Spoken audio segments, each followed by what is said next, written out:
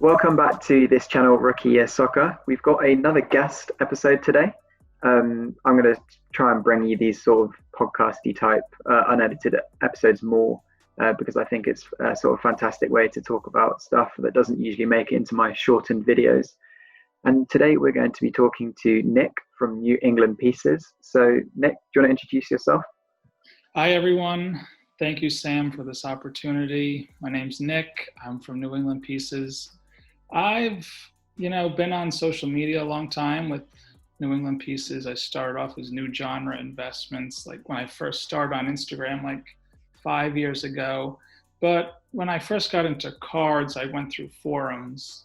So forums are a good place to read, and they give you a good background of stuff that you want to learn about. So I started on blowout forums in 2006 or 2008.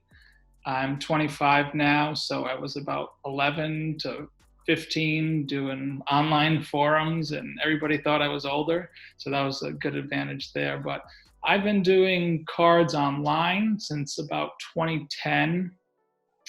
So about 10 years I've been, doing the whole grading, buying, selling, trading, talking aspect.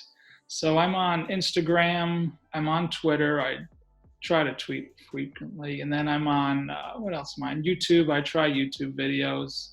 It's just opening mail and opening packs, and it's just cool to do that. And then I'm on TikTok as well. I got into that during the COVID time, so that actually has been pretty fun. I've actually got a large following there, and I feel that TikTok's pretty, you can get out your information to more people, and I think it's a lot of opportunity there as well. Cool, fantastic. Couldn't have done it better myself. So I guess the first thing I'd like to ask you, and we'll start off with a kind of interview style, I guess, is do you remember the first card that you ever bought? The first one I know, like the first one I bought like for investment purposes was 2010. There was Steven Strasburg. He was the best pitcher, and there was Sports Illustrated magazines of him, and he was the pitcher that everybody wanted. He had 100 miles an hour, and he was like the first main chase. So I bought his Bowman Chrome Auto, and at the time it was a redemption. So the good thing about that is those come straight from the manufacturer of Topps, and that could grade well. So what I did was, a funny story was that I called my dad and I was like, I want to spend $100 on this card. He's like, you're going to spend $100? I'm like, yeah, I think I can make 50 to 100. So he's like, okay, just do it, but realize it's $100. And I'm 15 at the time, and I have, a small collection, and I don't really know the whole online thing at the time. So I'm kind of like free, going at it as I could. And at that time, if you could make $50, you would, and you just wouldn't look back. So that was one of the first cards that I bought, and I flipped, and I realized that there was opportunity where I can still keep stuff I want to keep, but there's stuff that people want that I can bring to them. Yeah, that's really cool, and it's kind of it's a weird feeling when the first time you spend that much money on a card. Yeah. All these thoughts go through your mind, like that you kind of think about it for what it is, which is a piece of cardboard. But I guess you have to take that step.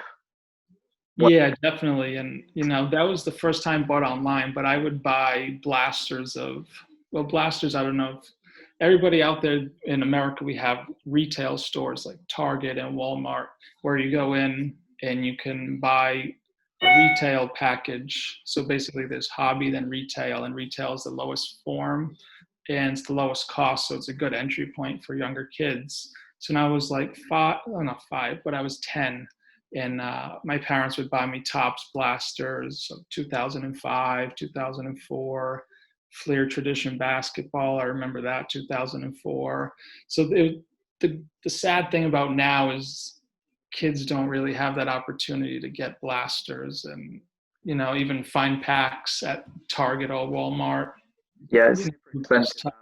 I think that I noticed that particularly from being a part of the UK market is that before I even got into the market myself, these the Donruss soccer blasters, which were $30, are now between $200 and $300. So it's instantly become more difficult to buy.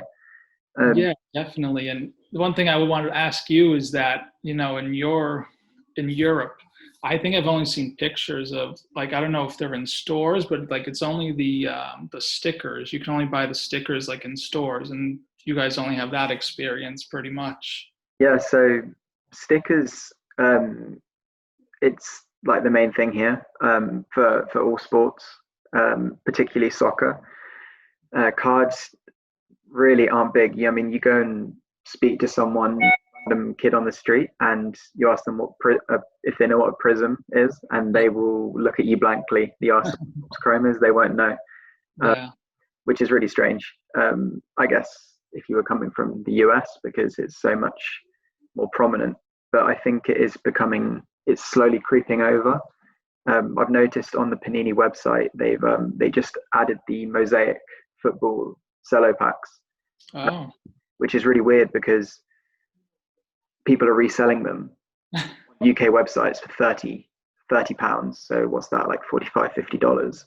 But you can buy them direct from Panini now, sort of unannounced, for £15, $25. So I don't know if that's a new thing that they're doing.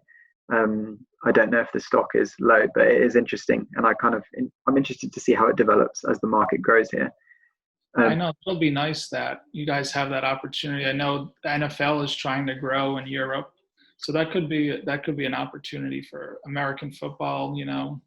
To gain traction in Europe through people getting interest through cards. And Yeah, I think it was an inevitable crossover, with like soccer going to the States and American football coming here. It's something that's just guaranteed to happen. yeah. Which kind of moves me on, I guess, to talking to you about what are you doing now. So which sports do you invest in, and without going into too much detail, if you don't want to, what's sort of your general strategy?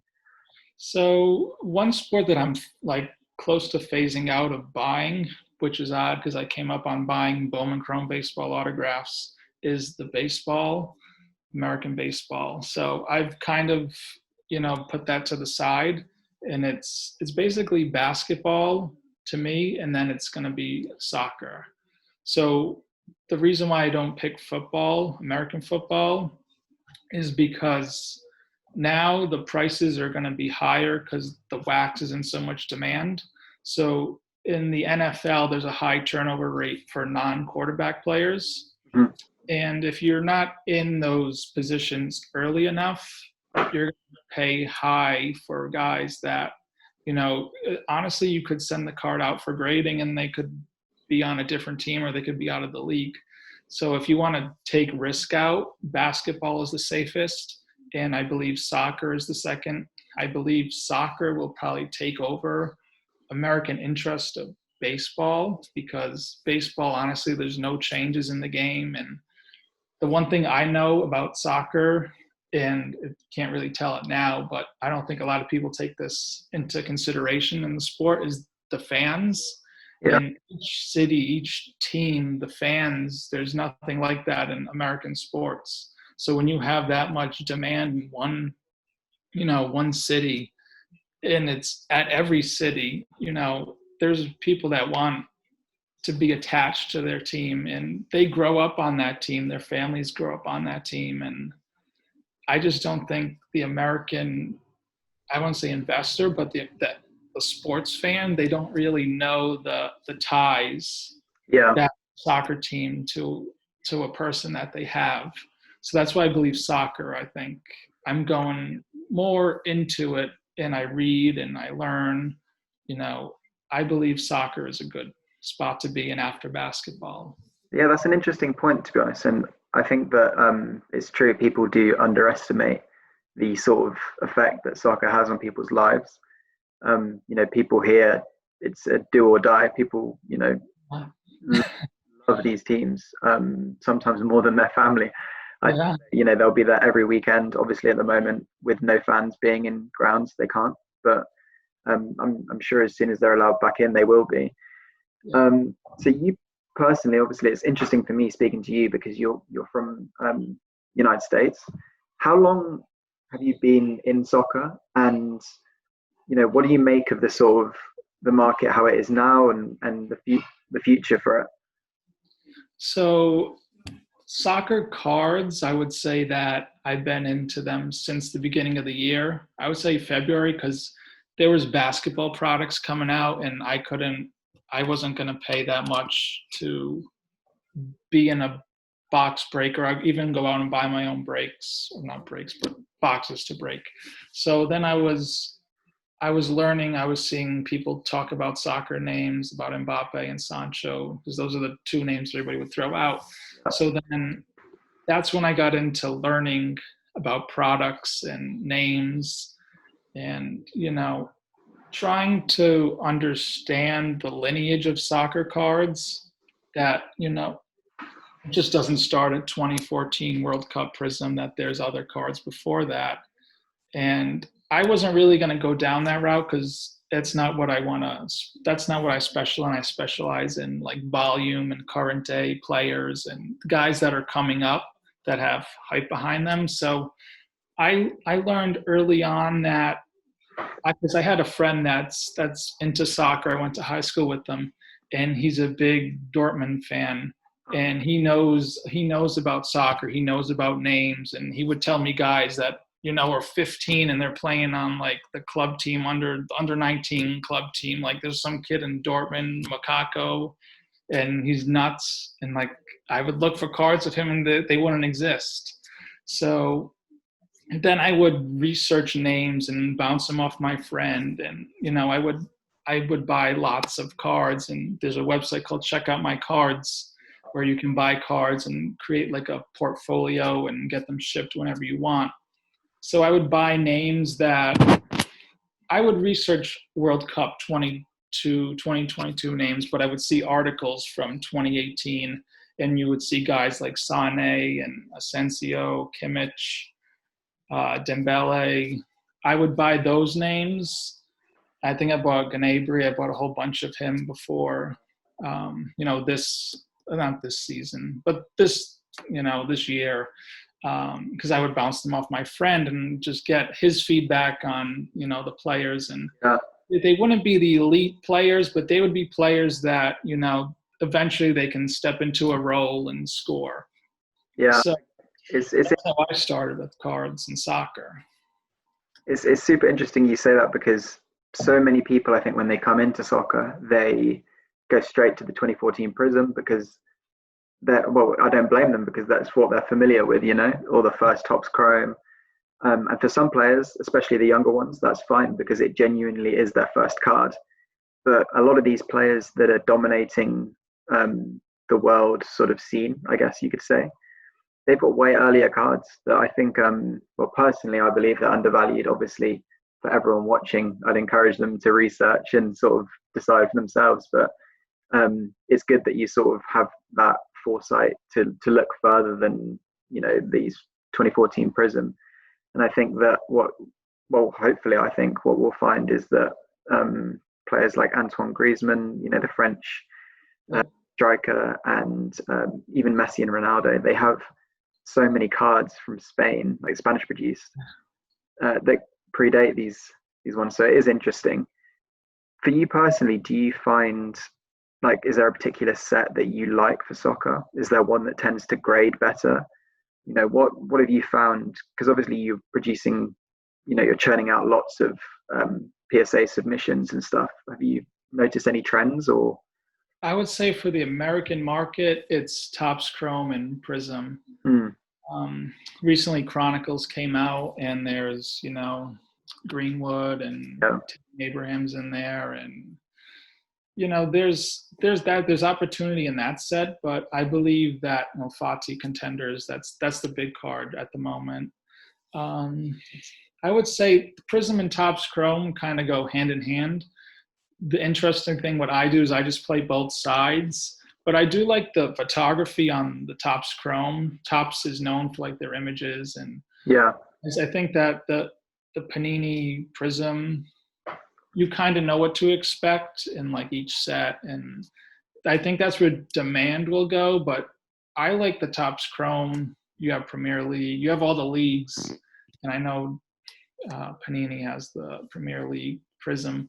But I like the Topps Chrome. Because I'm coming from the American side with I people like Topps Chrome basketball refractors, Hmm. and people also like Prism silvers and colors. So it's a weird dynamic that both products have the same thing. And honestly, the newer collectors don't really understand that we used to have something like that. We had those in football and with basketball, not basketball, but in football, there was a period of time that actually existed, and people still chose Topps Chrome. And then just now, because of the demand, Prism football picked up.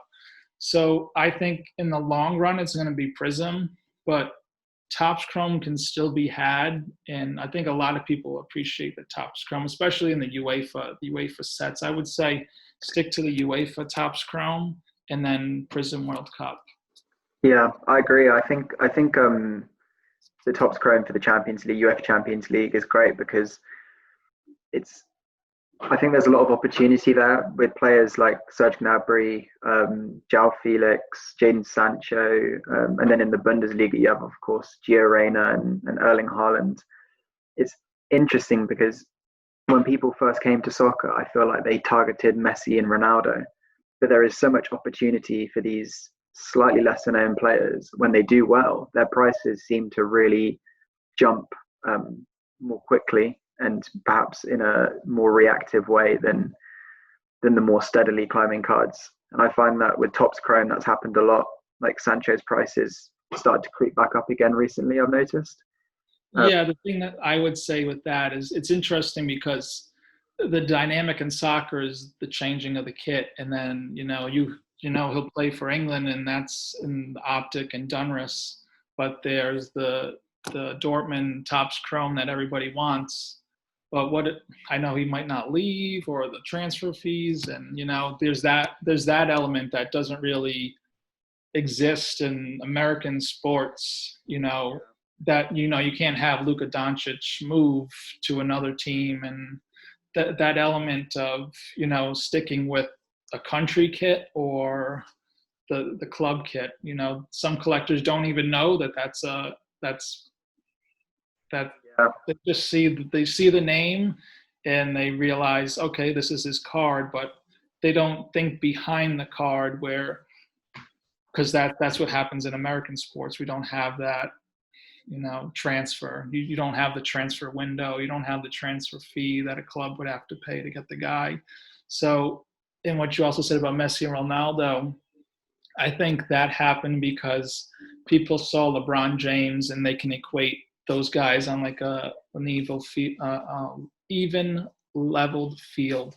They can equate those guys, and then those guys will get the initial jump, but then everybody else will steadily rise, but then the percentage that they rise will overcome the percentage that the top tier guys. So that's why I would say that's why I went after those middle tier guys, where there's some demand, but the demand in the future is going to be greater than the demand currently. So you can buy in volume, you can send those out for grading, you can wait, and then capitalize on that money, and then you put it into the bigger guys and hold that stuff, and then you turn that stuff over at some point in time. yeah.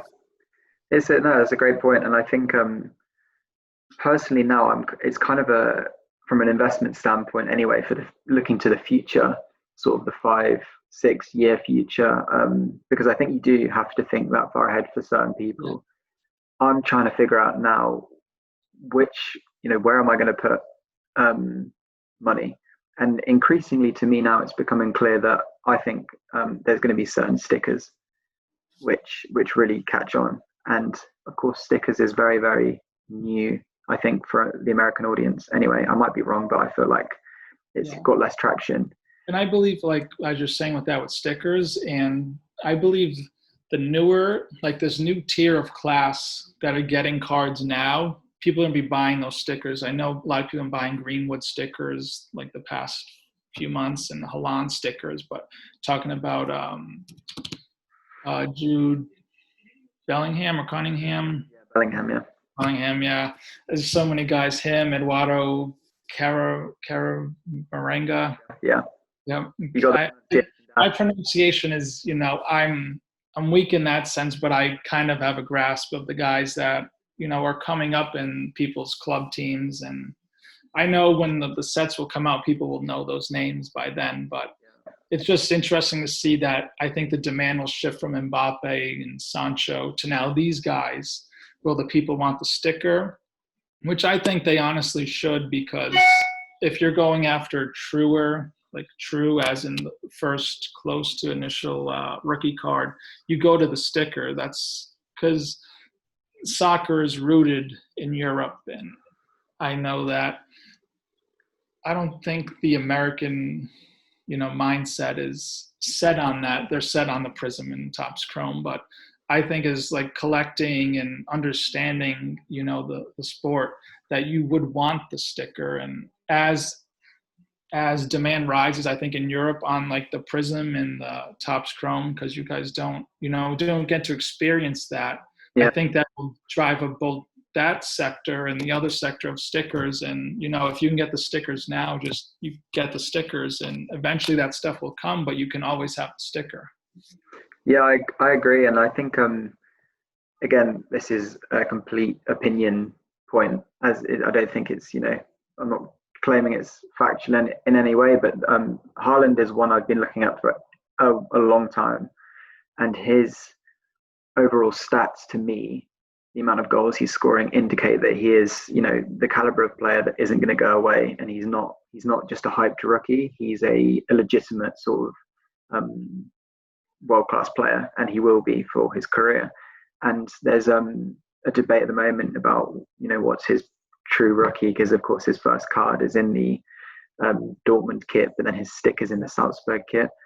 And the real good point of difference I've found is there's a FIFA produced sticker of him playing for Norway under 20s, and you can get it super cheap at the moment. And because Norway aren't a super successful country, it might be one of the only productions of him ever in a national team kit. So I think that's a fantastic sort of, people with European players and soccer, there's really great opportunities for little investments like that, which I think in 5 to 10 years, just put them in a cupboard, forget about them, and they could prove to be fantastic investments. Yeah, I definitely agree. And also to piggyback on that, there's like a Sancho card that was made in Japan. And I believe that, that's kind of like the same kind of like parallel, like that Sancho parallels that Haaland card that, people, they don't know about it now, but when they see it in the future that, oh, this card came up before that card, yeah, I'll take that card. But you can get that card right now, and it's somewhat accessible, but people don't really understand the backstory currently, but in the future they will. Yeah, I agree. And I think it's the same with any market, I guess. The more people find out about it, the more it changes and the more it sort of grows and develops. And I think the Barcelona team, I'm not sure how much you know about the Barcelona team that Messi played in, but they had 4, 5, 6 really world-class players, and in terms of value, it's only really Messi and Ronaldinho who get that the sort of investment clout, if you like. You've got Xavi, Iniesta, who else have you got? Dani Alves, lots of players, and their prices are just rock bottom. Like I got one of my personal ones I got was a BGS 9 Iniesta from the 2004 Barcelona set, and it cost me $2.29 slabbed, which is just insane considering he's world class. So I think for me, there's got to be some sort of correction at some point, and yeah, I believe that too. And one thing when I first start off with cards and soccer cards, I would look at the Ballon d'Or and like the names. So what I did at first was I bought Luka Modric 2014 Prism, and they were so cheap. And the guy, I don't think he won it, but he was close. And I just didn't understand if that's your MVP, and you have Ronaldo and Messi up here, and then you got everybody else down here, and you have like a guy in like the MVP type of class, and just not getting any recognition is kind of tough to understand. It is. It really is. And I think it's going to go either one of two ways. Either the market sort of just continues to ignore them, maybe eventually it will recognize them, or people start to realize the value in these players who are really talented, but they just don't seem to get that for any reason recognition.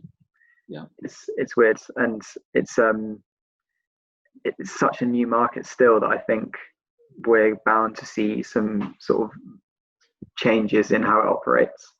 I think people will still prefer the sort of strikers and wingers and stuff like that, but who knows? Maybe we'll be sat here in 2 years time, when the World Cup's on, and it will be massively different. I don't know. I agree. But yeah, I think, to be honest, I've covered everything that I wanted to with you. If you want to give a last little plug of your social medias. So you guys can find me on Instagram, New England Pieces. I'm the most active there. Try to post 3 times a day, and I'm on TikTok as well. I try to post 1 time a day there, and Twitter, I'm active on there as well. So New England Pieces. My name's Nick. I appreciate Sam giving me the time today to speak to you guys and speak to him and educate you both on the European side and the American side of cards, soccer thoughts, and the market in general. Yeah, thank you so much for coming on. Honestly, I'm relatively new to all this as well, and it's been fantastic talking to people like yourself and getting all sorts of opinions and views on the market. It's really great, and I think as a learning tool as much as anything, it's fantastic. For everyone watching, I will be back with another video very, very soon, and yeah, hope you enjoyed this video today.